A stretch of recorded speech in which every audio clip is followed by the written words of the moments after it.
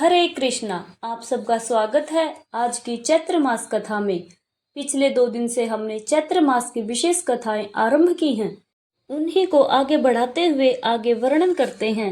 शास्त्रों में बताया गया है कि चैत्र मास के अंदर भगवान श्री रामचंद्र जी के जीवन चरित्र को सुनने से मनुष्य अथाह पुण्य फल प्राप्त करता है, अपनी आध्यात्मिक प्रगति करता है।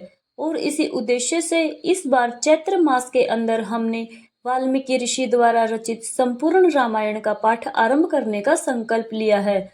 और हमारे इस संकल्प को आप सबका प्रेम और आशीर्वाद निरंतर प्राप्त हो रहा है। यह देखकर हमें अत्यंत प्रसन्नता हो रही है। तो चलिए हमारे इसी चैत्र मास की कथा श्रृंखला को आगे बढ़ाते हैं और सुनते हैं आज के चैत्र मास की कथा। चारित्रेण चको युक्त सर्वभूतेषु कोहित विद्वान कह कह समर्थश्च कश्च प्रिय दर्शन आतंवान को जिते क्रोधोदतिमान को नैकः कस विभति तेवास जातोस समयुगे।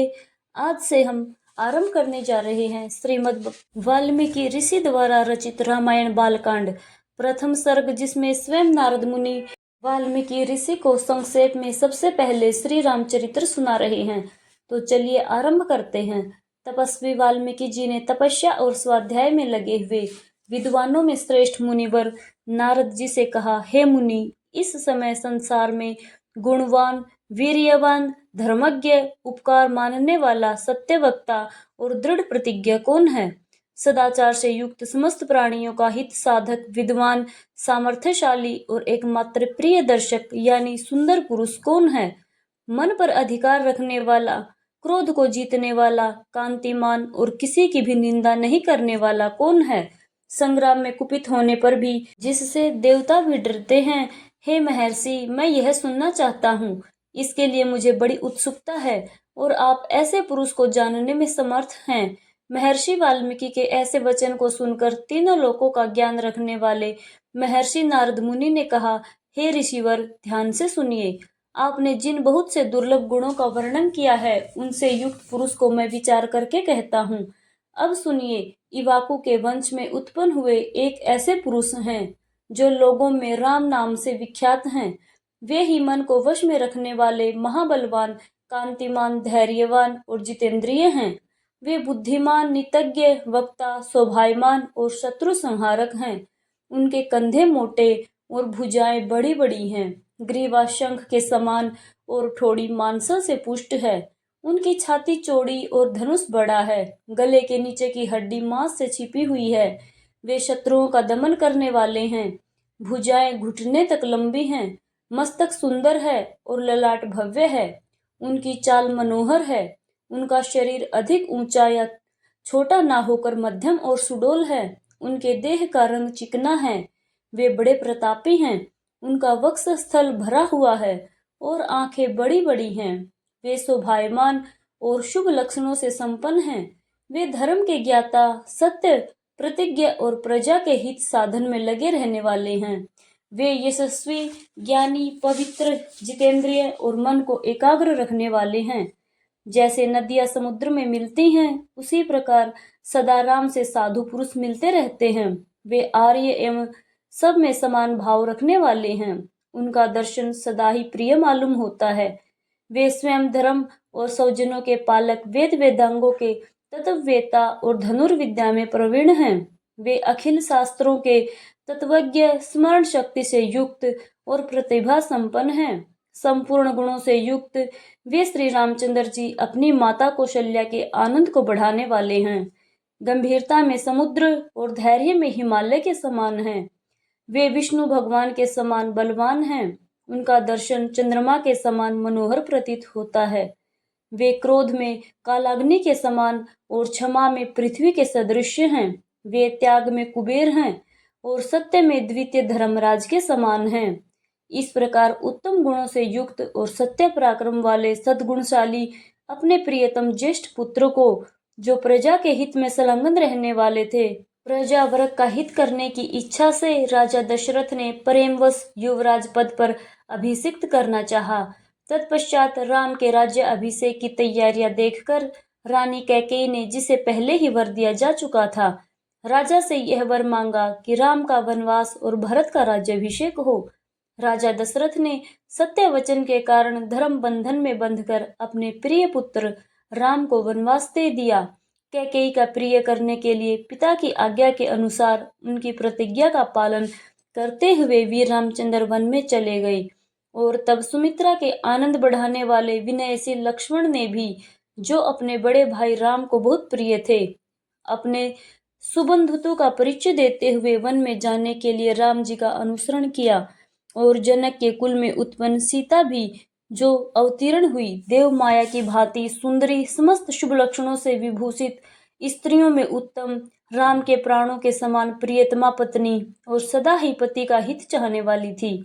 वह भी रामचंद्र जी के पीछे चली, जैसे चंद्रमा के पीछे रोहिणी चलती है। उस समय पिता दशरथ ने अपना सारथी भेजकर और पूर्ववासी मनुष्यों ने स्वयं साथ जाकर दूर तक उनका अनुसरण किया। फिर श्रृंगवेरपुर में गंगा तट पर अपने प्रिय निषाद राजगण के पास पहुंचकर धर्मात्मा श्री रामचंद्र जी ने सारथी को अयोध्या वापस भेज दिया। निषाद राजगण लक्ष्मण और सीता के साथ राम यह चारों एक वन से दूसरे वन में गए। मार्ग में बहुत जलों वाली अनेक नदियों को पार करके भारद्वाज मुनि की आज्ञा से चित्रकूट पर्वत पर गए। वहां वे तीनों देवता और गंधर्व के समान वन में नाना प्रकार की लीलाएं करते हुए एक रमणीय पर्णकटी बनाकर उसमें से आनंद रहने लगे। राम के चित्रकूट चले जाने पर पुत्र शोक से पीड़ित राजा दशरथ उस समय पुत्र के लिए विलाप करते हुए स्वर्गगामी हो गए। उनके स्वर्ग गमन के पश्चात वशिष्ठ ऋषि आदि प्रमुख ब्राह्मणों द्वारा राज्य संचालन के लिए नियुक्त किए जाने पर महाबलशाली वीर भरत ने राज्य की कामना न करके पूज्य श्री राम को प्रसन्न करने के लिए वन में प्रस्थान किया। वहां पहुंचकर सद्भावना युक्त भरत जी ने बड़े भाई सत्य पराक्रमी महात्मा रामचंद्र जी से याचना की और उनसे कहा, हे धर्मज्ञ, आप ही राजा बनिए। लेकिन महायशस्वी और परम उदार प्रसन्न मुख महाबलराम ने पिता के आदेश का पालन करते हुए राज्य की अभिलाषा नहीं की और उन भरत अग्रज ने राज्य के लिए न्यास रूप में अपनी खड़ाऊं भरत को देकर उन्हें बार बार आग्रह करके वापस लौटा दिया। अपनी अपूर्ण इच्छा को लेकर ही भरत ने राम के चरणों का स्पर्श किया और राम के आगमन की प्रतीक्षा करते हुए वे नंदीग्राम में राज्य करने लगे। भरत के लौट जाने पर सत्यव्रती के जितेंद्रिय श्री राम ने वहां पर पुनः नागरिक जनों का आना जाना देखकर एकाग्र भाव से दंडकारण्य में प्रवेश किया। उस महान वन में पहुंचने पर कमल लोचन राम ने विराध नामक राक्षस को मारकर शरभंग सुतीक्ष्ण अगस्त्य मुनि और अगस्त्य के भ्राता का दर्शन किया। फिर अगस्त्य मुनि के कहने से उन्होंने इंद्रधनुष, एक खड़ग और 2 तर्ण जिनमें बाण कभी नहीं घटते, प्रसन्नता पूर्वक ग्रहण किया। एक दिन वन में वनचरों के साथ रहने वाले श्री राम के पास असुर तथा राक्षसों के वध के लिए निवेदन करने को वहां के सभी ऋषि आए। उस समय वन में श्री राम ने दंडकारण्य वासी अग्नि के समान तेजस्वी उन ऋषियों को राक्षसों के मारने का वचन दिया और फिर संग्राम में उनके वध की प्रतिज्ञा की।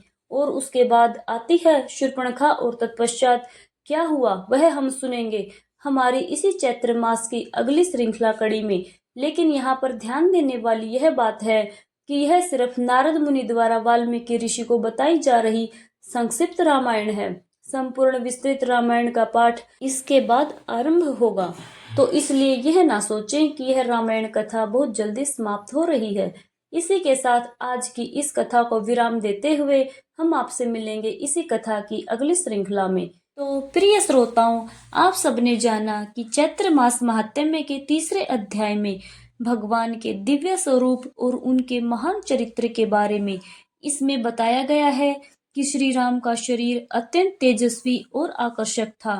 वे बलवान होने के साथ साथ अत्यंत विनम्र, सत्यवादी, धर्मपालक और करुणामय थे। भगवान श्री राम मर्यादा, धैर्य, दया और आदर्श जीवन के प्रतीक माने जाते हैं। जो भी भक्त श्रद्धा से उनके गुणों का स्मरण करता है उसके जीवन में धर्म, सुख और शांति का वास होता है। जय श्री राम।